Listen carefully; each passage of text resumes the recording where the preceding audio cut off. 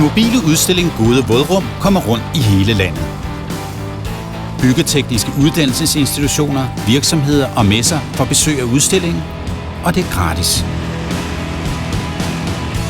I udstillingen kan du se en faglig præsentation af gode vådrumsløsninger i form af modeller, film og hjemmeside. Desuden kan du bygge et vådrum virtuelt på en skærm. Vognen skal stå helt vandret, og den stabiliseres med støtter.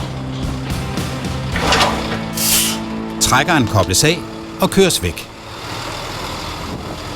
Udstillingen kræver plads. Den er indrettet i en speciel lastbilanhænger, som udvides med 2 meter i hver side, når den stilles op. Den kræver 20 meter i længden, 6 meter i bredden og 4 meter i højden.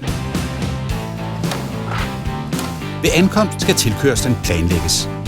Her er der ofte behov for afspærring. Chaufføren gør udstillingen klar sammen med repræsentanter fra udstillingsstedet. På den måde bliver de klædt på til at åbne og lukke udstillingen. Den mobile udstilling skal forsynes med 400 volt via et standard CEE-stik. Kablerne skal placeres, så de er bedst muligt beskyttede. Jeg prøver at kigge en gang.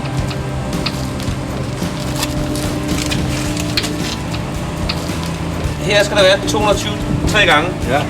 Så trykker man her. Så først nu er der strøm i traileren. Til sidst overlader chaufføren nøglerne til værten. Han viser, hvordan man tænder og slukker for strømmen, og hvordan man lukker vognen af.